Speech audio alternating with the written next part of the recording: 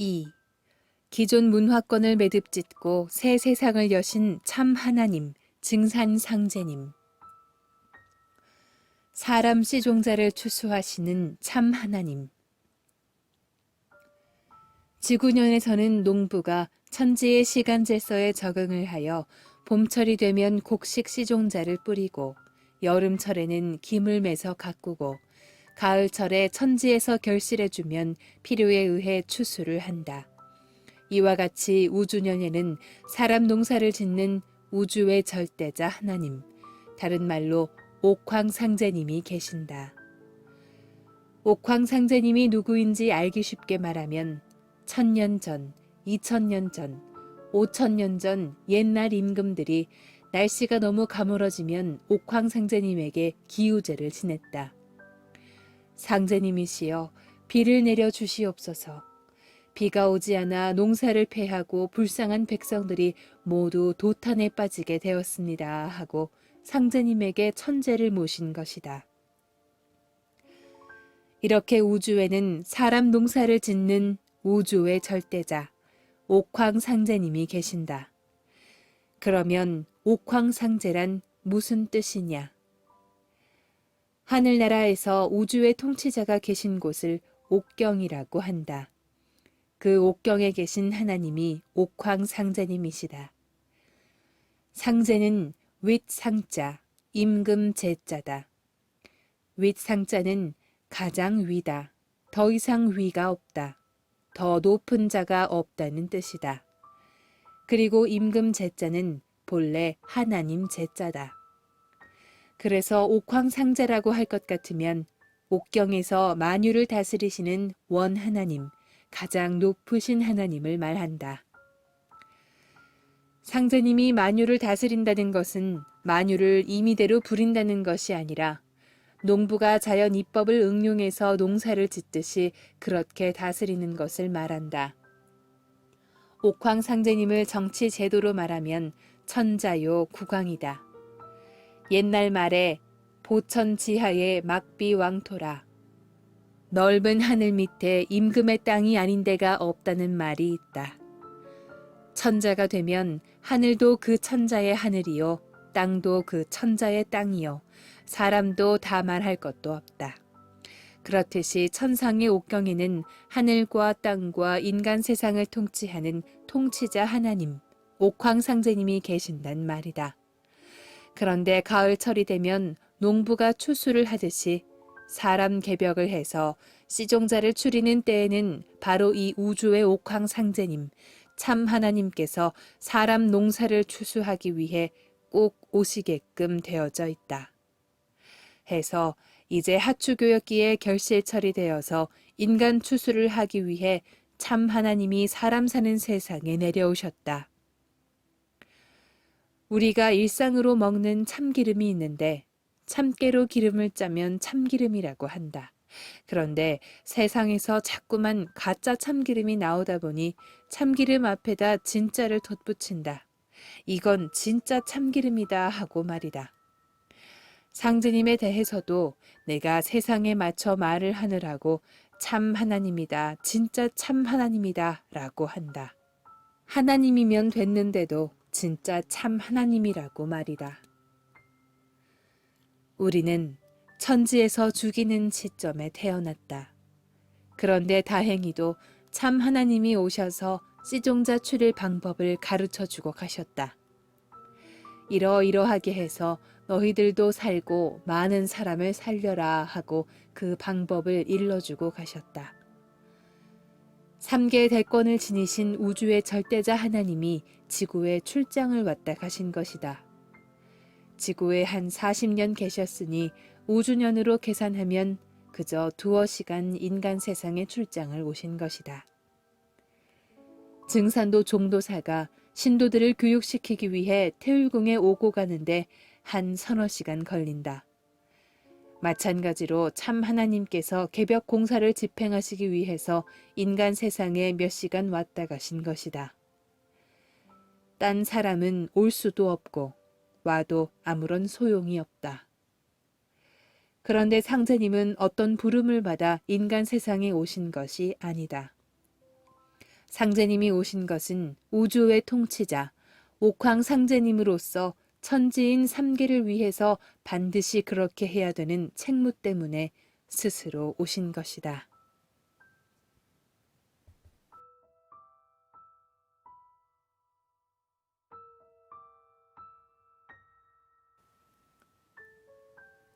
상제님은 삼계를 마름질하는 주제자 하나님.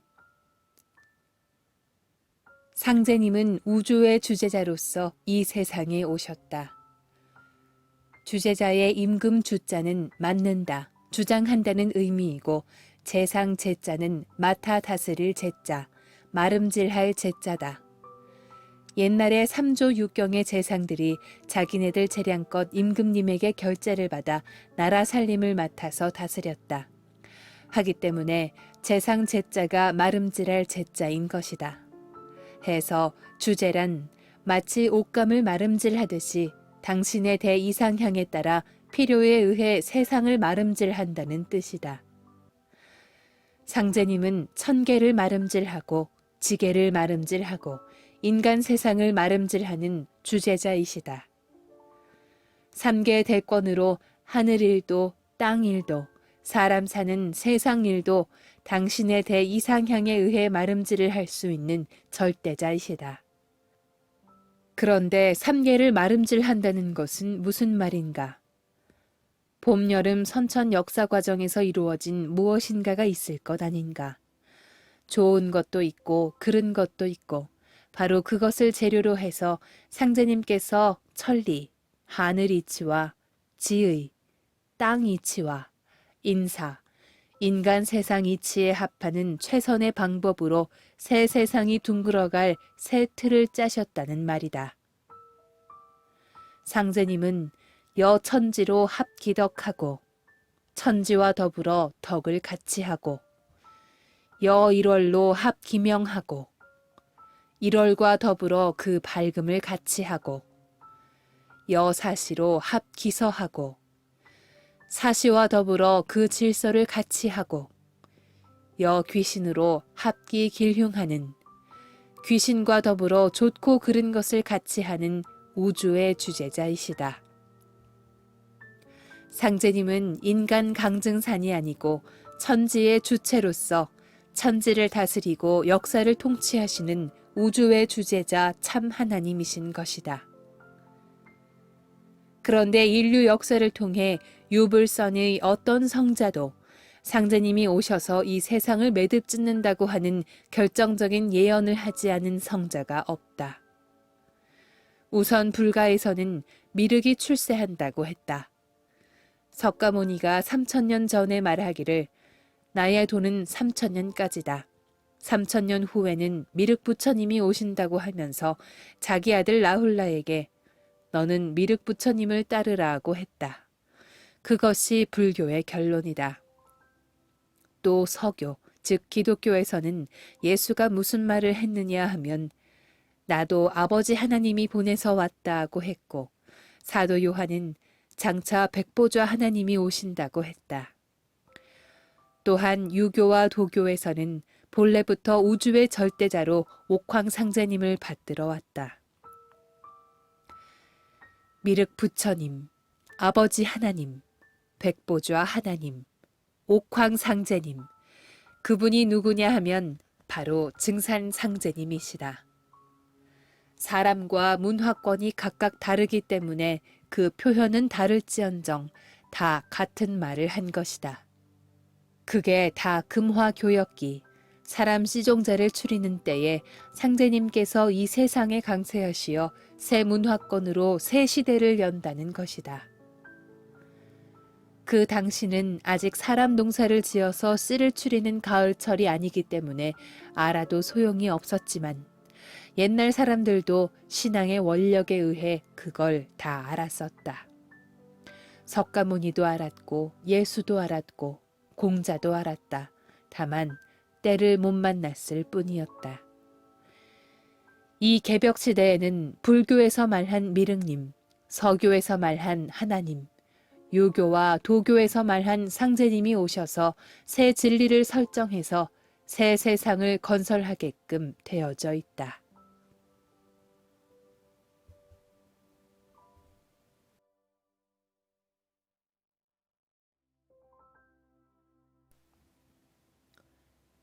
상제님이 오시는 땅.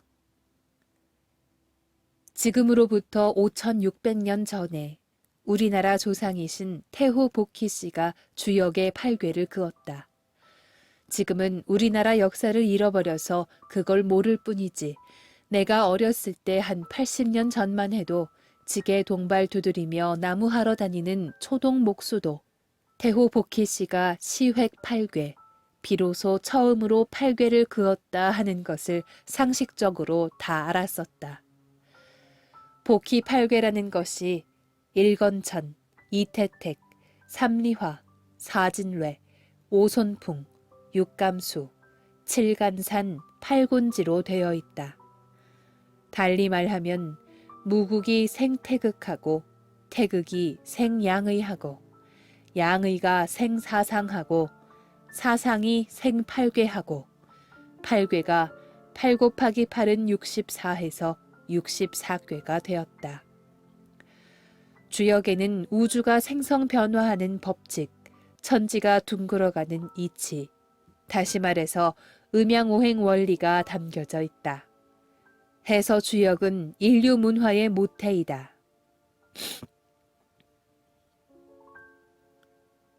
해서 주역은 인류 문화의 모태이다. 주역의 음양오행 문화를 바탕으로 해서 지구상의 각색 족속들이 자기네들의 문자를 비롯해서 나름대로 생활 문화를 개발한 것이다. 이렇게 주역이 이 세상 문화의 시원 모태라서 우리나라에서 인류 문화의 꽃이 피었다. 때문에 결과적으로 열매도 이 땅에서 맺게 되어져 있다.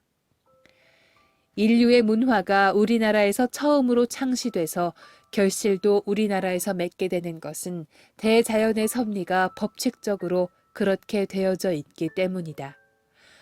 꽃 핀 데서 열매를 맺는 것은 필연적인 귀결이 아닌가. 그것을 주역에서 종어간 치여간이라고 했다. 간방에서 매듭을 지어 간방에서 새로 시작한다는 말이다. 우리나라가 바로 간방이다. 그래서 상제님이 이 땅에 오셨다. 종어간을 하기 위해서 3개 대권을 가진 우주의 주제자 옥황 상제님이 바로 이 땅, 간방 땅에 오셨단 말이다. 그런데 상제님이 우리나라에 오신다는 것은 이와 같은 우주원리 차원에서만이 아니라 지리상으로도 이미 그렇게 정해져 있다. 지리상으로 볼 때 우리나라 대한민국이 지구의 원중심, 고갱이, 알갱이, 핵심 혈이다.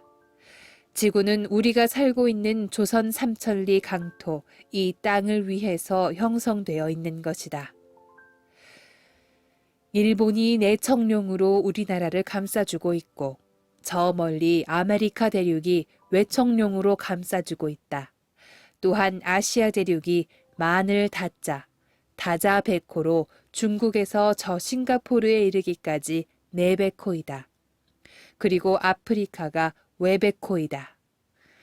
청룡과 백호는 사람으로 말하면 의복과 같고 건축물로 말하면 울타리, 담장, 성곽과도 같은 것이다. 그리고 대만 해협이 파고 호주가 안산이다.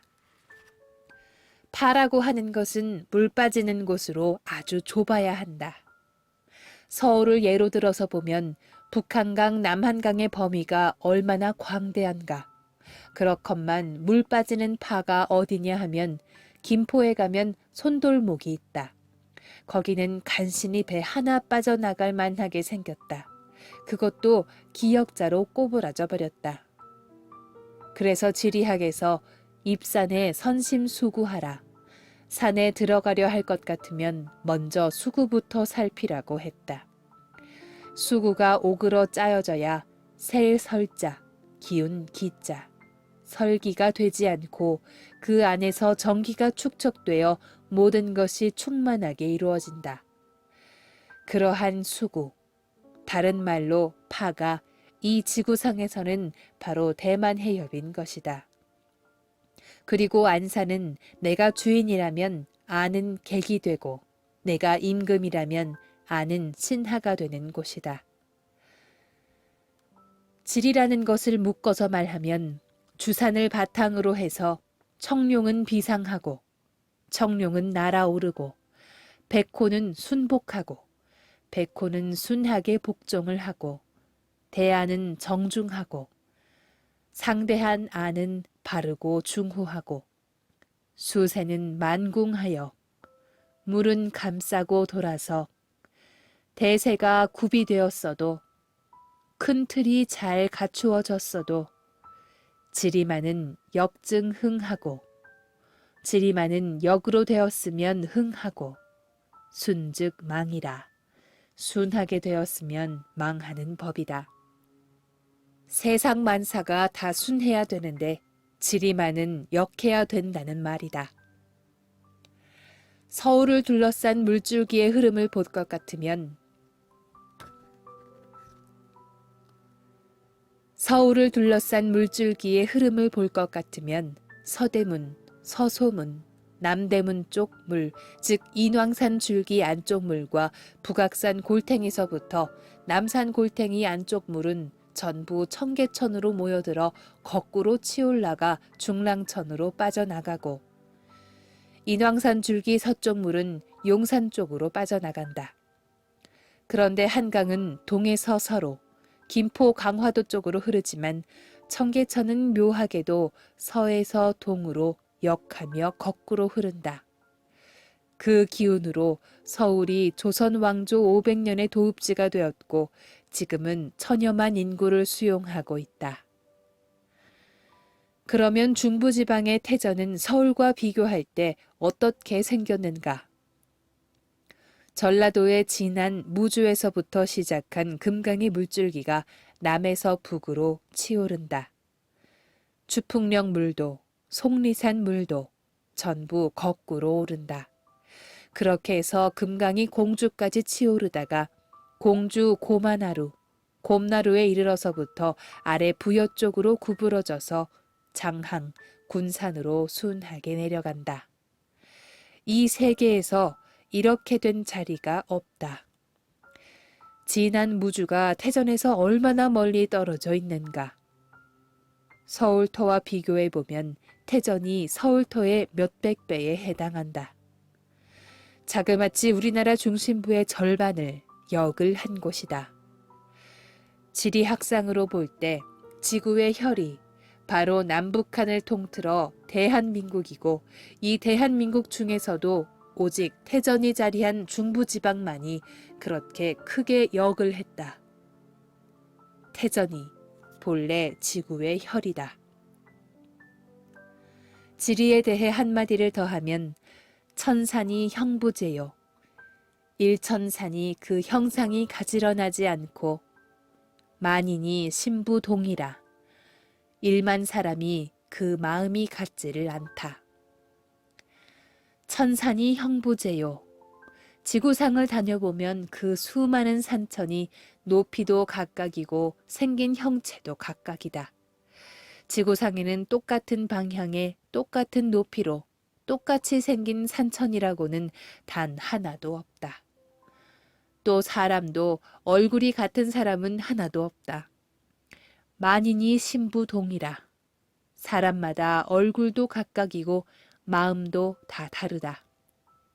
똑같은 사람이니 그 마음이 같을 것 같지만 마음이 서로 같은 사람은 한 사람도 없다. 무슨 말이냐 하면 질이라 하는 것은 좌향과 또한 양택이나 음택이나 간에 그 자리를 쓰는 사람과 그 자리를 쓰는 연언일시에 따라서도 각기 다를 수 있는 것이다. 지금 문명이 극치로 발달했으나 지리만은 알게끔 되어져 있지 않다. 우주 변화의 이법을 알지 못하면 지리를 알 수가 없는 것이다. 요컨대 지구는 우리나라 조선 삼천리 강토를 감싸주기 위해서 형성되어 있는 것이다. 그렇기 때문에 삼계를 다스리는 우주의 절대자 하나님, 참 하나님께서 이 넓은 지구상에서 바로 이 땅으로 오셨다.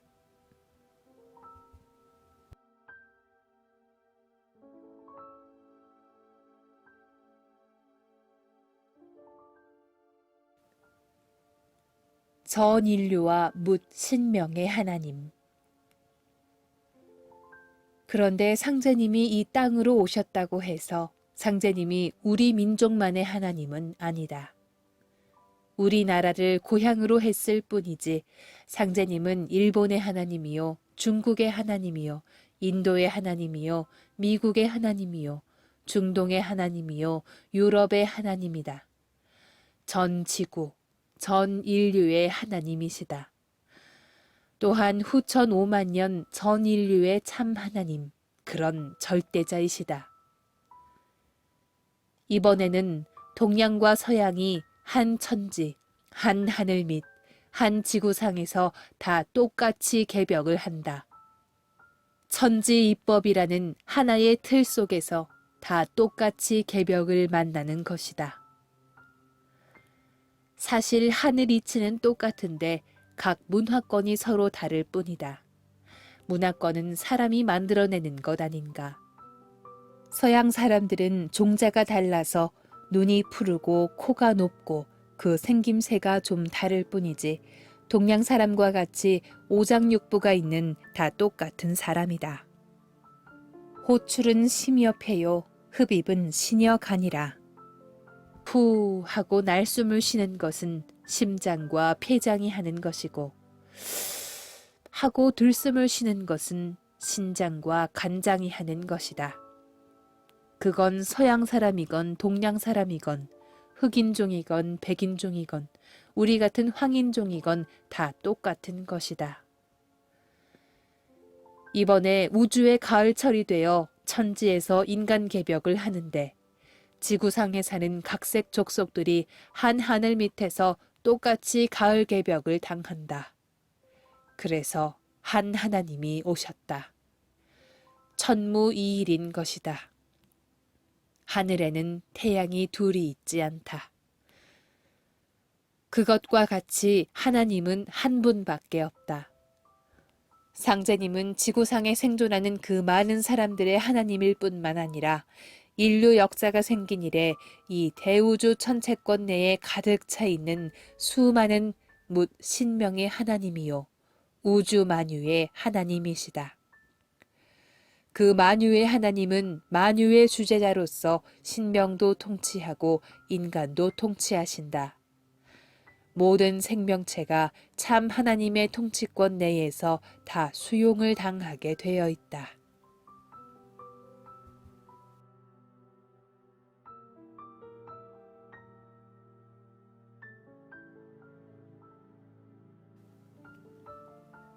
상제님이 이 땅에 강세하기까지.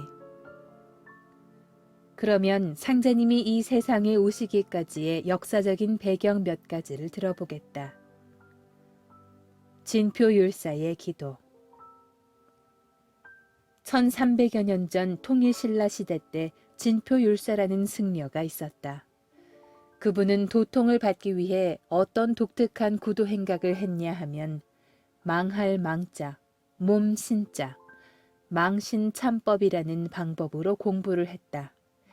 시한을 정해놓고 그 시간까지 손가락을 돌로 찧어서 다 으스러뜨리고 자기 몸뚱이를 부수면서 팔도 끊고 또 높은 바위에서 떨어져 몸을 망가뜨리기도 하고 말이다. 그래도 안 되니까 시한을 또 정해놓고 그때까지 견성이 안 되면 아주 벼랑에서 떨어져 죽어버리기로 결심을 했다. 그런데 그건 대상이 딴 사람도 아니고 하나님, 미륵 부처님에게 자기 소원을 들어달라는 것이다.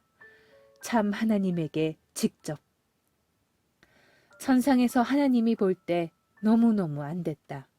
그런 인자한 하나님이 가만히 보니 안 만나주면 죽게 생겼다. 인류 역사를 통해서 그렇게 온 생명을 다 바쳐 죽기를 각오하고 열정적으로 도를 구한 사람이 없었다.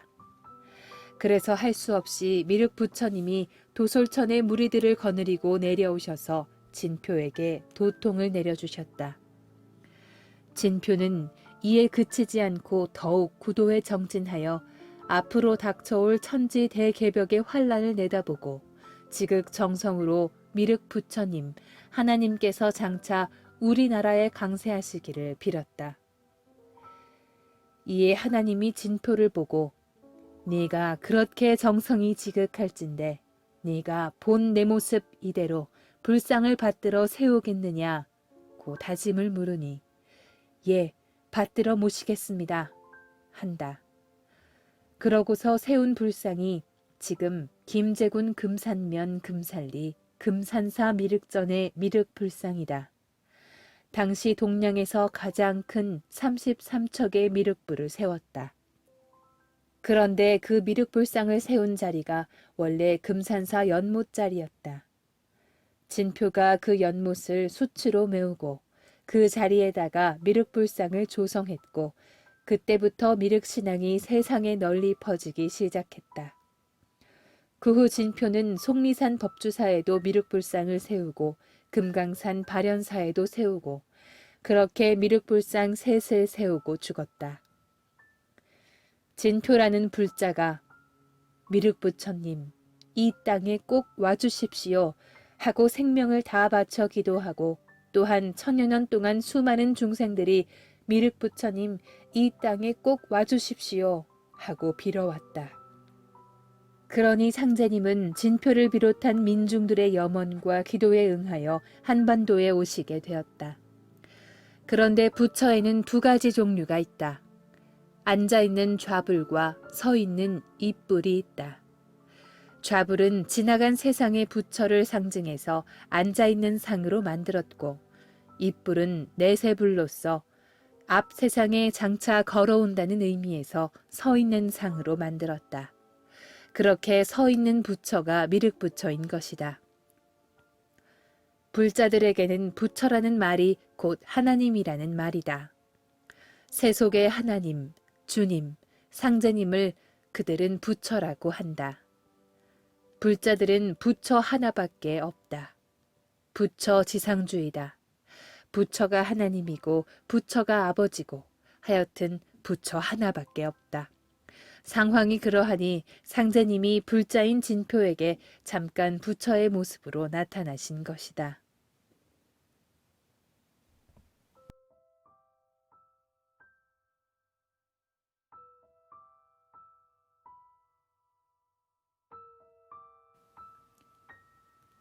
가톨릭 신부 마테오 리치의 하소연. 인류 역사를 볼 때 많은 성자들이 있었지만 그 가운데에서 이마두, 즉 마테오 리치 신부는 지나간 세상 성자들 중에 인간 세상을 위해 쌓은 공덕이 가장 큰 분이다. 리치 신부는 이탈리아의 마체라타에서 태어났다. 그의 부모님은 그를 법관으로 키우려고 했지만 리치 신부는 예수회에 가입하여 세상을 문명화시키는 데 일생을 바쳤다. 당시 예수회는 인재를 양성하여 전 세계 각국에 새 문명을 개척하는 봉사활동을 했다. 그때 리치 신부는 19살 나이에 나도 전 인류를 위해서 내 몸을 바쳐보겠다는 생각을 가지고 예수회에 가입을 했다. 그 후에 그는 가톨릭 문화를 세계에 널리 전파시키겠다는 원대한 포부를 안고 인도와 마카오를 거쳐 31세 때 중국 땅을 밟았다. 중국으로 건너온 그는 중국말도 배우고 중국 문화도 배우면서 사람들을 포교해 나갔다. 나는 신을 모시는 사람이라 해서 승려처럼 회색 물들인 옷을 입고 머리도 깎고 맨발로 다니면서 10년 동안 포교를 하고 보니 자기가 포교한 사람이라곤 하층민밖에 없었다. 그런데 문화사업은 문화인을 데리고 해야지 하층민만 가지고서는 안 되지 않는가. 거기에서 대오각성을 하고 그때부터 비단 옷을 입고 가죽신을 신고 머리에 관도 쓰고 다니면서 상류층을 포교했다. 그리고 사설을 라틴어로 번역을 해서 구라파에 소개도 시켰고 고녀 만국전도 같은 세계 지도를 그려서 동양에 배포도 하였다. 동양 문화와 서양 문화를 서로 교류시켜 준 것이다. 그렇게 상류층과 접촉을 계속하다 보니 명나라 황제 신종에게까지 리치 신부의 활동이 알려지게 되었다.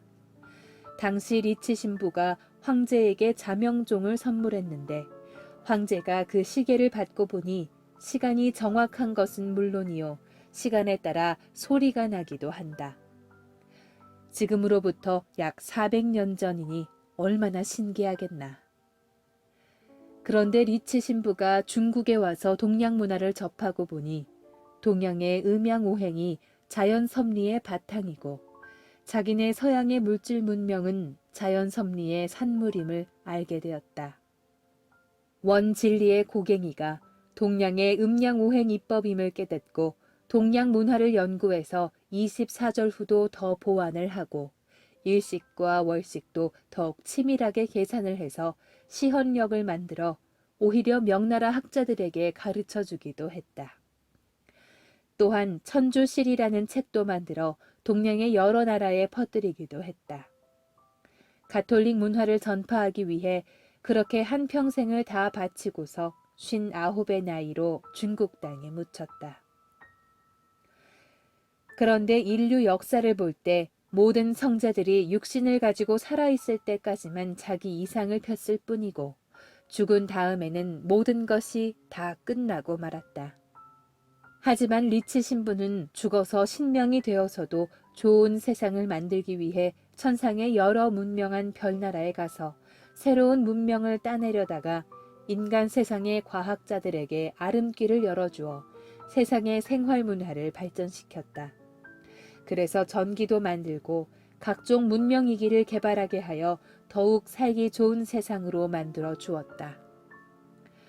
그러나 근대 과학 문명은 다만 물질과 사리에만 정통하였을 뿐이요.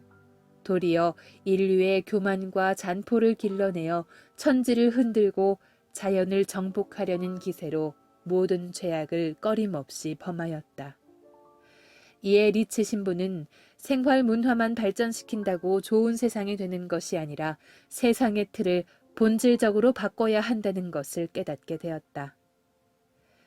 그리하여 원시의 모든 신성과 불타와 보살들, 즉 동서양의 역사적인 훌륭한 신명들과 더불어 인간 세상을 건질 묘책을 강구해 보았지만 아무런 방법을 찾지 못하고 종국적으로 그들을 전부 거느리고 상제님께 나아갔다. 상제님을 아련하여 저희들의 능력으로서는 인간 세상을 바로잡을 수가 없으니 옥황 상제님께서 직접 인간 세상에 임하셔서 좋은 세상을 만들어 주십시오 하고 지극한 정성으로 하소연을 하였다. 그렇게 해서 상제님이 이 세상에 강림하시게 된 것이다.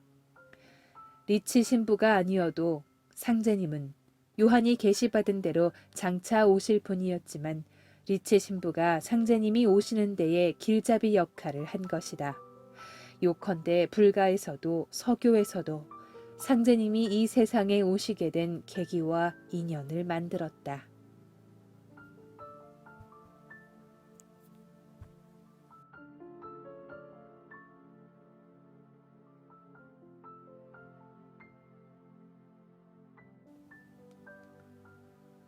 상제님께서 내려보낸 전령, 최수운 대신사.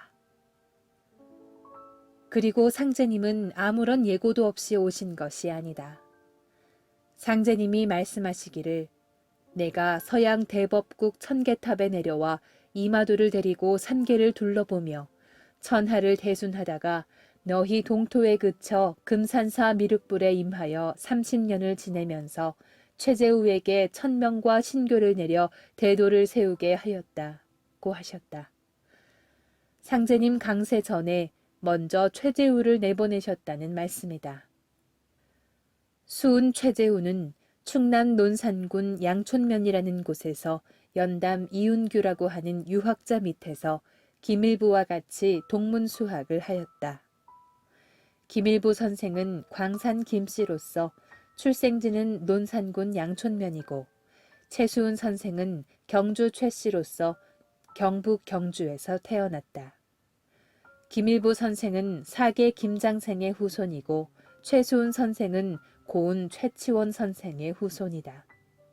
혈통을 이야기하면 그렇게 되어 있다. 그리고 김일부 선생은 정력을 지었고 최수은 선생은 상제님에게서 신통을 받았다. 최수은 선생은 원래 양산 천성산에서 수도를 했다. 도통을 하기 위해 토굴에서도 암자에서도 공부를 했으나 전부 실패하고 득도를 하지 못하였다. 그러다 경주 용담에서 수도에 정진하던 중 마침내 경신년 음력 4월에 상제님으로부터 신통을 받았다. 신통은 천지에서 내려주는 기운을 받아 도통하는 것이다. 최수은이 신통을 받고는 앞으로 상제님이 오셔서 후천 새 문화를 만들어 새 세상을 조성하신다는 것을 알게 됐다. 그걸 묶어서 글자로 만든 것이 시천주 조화정 영세불망 만사지라는 주문이다. 바로 상제님이 최수은에게 천명으로 내려주신 주문이다. 그 글 속에는 수은 자신이 무슨 사명을 받았고 앞으로 상제님이 오셔서 무슨 일을 하시고 그 일이 어떻게 결론 지어진다 하는 것이 다 함축되어 있다. 시천주, 하나님을 모시고 조화정, 조화를 정하니 영세불망 만사지, 만사지 문화를 개창해서 좋은 세상 만들어주는 은총을 후천 5만 년 영세토록 잊지 못한다는 말이다. 그 글자 10석자에 앞세상 이루어질 것을 다 담아놓은 것이다. 지금도 최수은의 이 10석자가 유효하다. 그 10석자에 앞으로 펼쳐진 우주 원리를 담아놓았기 때문에 오늘까지도 그 주문을 부르고 있는 것이다. 또한 이 주문은 후천 5만 년 동안 유효하다. 그러나 최수은은 그것만 밝혀놓았지 참법을 지어내어 대도를 세우지는 못했다. 자기 사명을 다하지 못했다는 말이다. 당시 우리나라 조선의 국교가 유교였다. 최수은이 그 유교 문화 속에서 성장한 사람이 되다 보니 유교의 틀을 벗어나지 못한 것이다. 해서 결국 상제님께서 갑자년에 천명과 신교를 거두시게 되었다. 경신, 신유, 임술, 계해, 갑자. 신통을 내려준 해로부터 기운을 거두신 해까지 5년, 만 4년이다. 기운을 거둬들이면 죽는 수밖에 더 있는가. 해서 갑자년에 최수은이 대구 관덕당 형장에서 참형을 당했다. 상제님이 그렇게 최수은의 도통 기운을 거두시고 그 후 8년 만인 신미년에 친히 이 세상에 오시게 되었다. 최수은 선생은 이미 더디도다, 더디도다, 무국대도가 8년이 더디도다 라고 하여 자기가 죽고 8년 만에 상제님이 강세하실 것을 예언도 했다.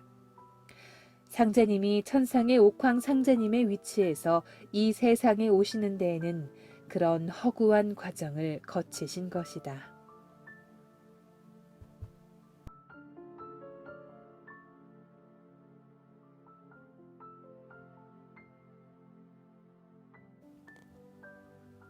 강증산 상제님으로 오시다. 상제님께서 인간 세상에 오시려면 인간의 몸을 빌려서 오셔야 하는 것은 두말할 나위도 없다. 그러면 상제님의 성도 있고 이름도 있을 것 아닌가 해서 강씨 문종으로 육신을 빌어 오셨다.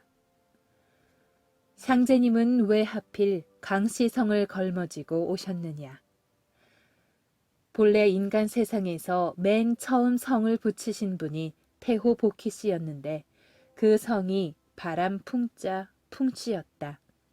그런데 이 풍씨가 얼마 내려오다가 무후절손, 자손줄이 끊어져 버렸다. 그래서 성씨가 없어졌다. 자손이 없으니 도리가 없는 것 아닌가. 그런데 후세 사람들이 인류 문화를 창시한 분의 자손이 없어 참 서운하다고 하면서 사람의 체형에다가 풍자를 붙여 썼다. 그래서 풍씨는 풍골 좋다, 풍신 좋다, 풍채 좋다 이렇게 사람의 체형에 붙어 전하게 되었다. 이렇게 복희씨 가게가 문을 닫은 후 한 300년이 지나서 다시 처음으로 나온 성이 신농시의 강씨다. 신농의 아버지 소전이 강수 땅에 군병 감독으로 봉해졌는데 신농씨가 그 지명을 따서 자신의 성으로 쓴 것이다. 그래서 상제님이 강씨로 오시면서 말씀하시기를 지금은 원시로 반본하는 때다. 지금은 인간 세상이 다시 뿌리로 환원하는 때가 돼서 내가 성의 원시인 강씨성을 가지고 오게 되었다고 하셨다. 상제님은 1871년 전라도 고부군 우덕면 갱망리 시루산 밑에서 태어나셨다. 그래서 그 산 이름을 따서 호를 증산이라고 하셨다. 증산이라고 하는 호는 하나님이 이 세상에 오셔서 당신이 직접 지으신 것이다. 시루 증자, 뇌 산자, 증산. 상제님의 고향에 가보면 집 뒤에 조그마한 주산이 있는데 그것이 바로 시루산이다. 그렇게 성은 강씨요, 호는 증산이라고 해서 강증산 상제님이라고 부른다. 다시 말해서 인간 세상을 추수하러 오신 참 하나님의 존호가 증산이다. 그래서 그 참 하나님의 진리를 집행하는 도체를 증산도라고 이름하게 되었다. 그런데 그 도자의 의미가 무엇이냐? 도야자는, 도라고 하는 것은 자유지리요 자유직이다. 자유지리, 저절로 그렇게 되어지는 이치, 자연적으로 그렇게만 되어지는 이치, 그렇게 될 수밖에 없는 이치이다. 자유지기, 저절로 그렇게 되어지는 기, 자연적으로 그렇게만 되어지는 기, 그렇게 되어질 수밖에 없는 기다. 또한 도는 선어천지하야 만유지 본원야라. 도라는 것은 천지보다도 먼저 해서 대우주 천체권 내의 만유의 바탕, 근원이 되는 것이다. 도는 천지보다도 먼저다. 천지도 도에서 나온 것이다. 한마디로 도란 진리의 모태다. 도자는 길 도자가 아닌가. 사람도 길로 걸어 다닌다. 그것을 가만히 연상해봐라. 사람은 길을 밟고 다니지 산이나 들판으로는 못 다니지 않는가. 그와 마찬가지로 우주 만유가 자유질이 자유지기로 그렇게 되어지고 그렇게만 되어지고 그렇게 되어질 수밖에 없는 것. 그게 도다. 상제님 진리는 그런 진리다. 그리고 도란 매듭짓는 열매이다. 유교, 불교, 기독교 등 기존 문화권의 교는 꽃이고 도는 성숙된 열매이다. 증산도는 유지범절, 불지형체, 선지조화 이것을 전부 다 뭉쳐서 하나의 진리권으로 알갱이를 맺은 것이다. 정치, 종교, 경제, 문화, 사회 등 각색 부문이 모두 하나로 합일된 열매 문화이다.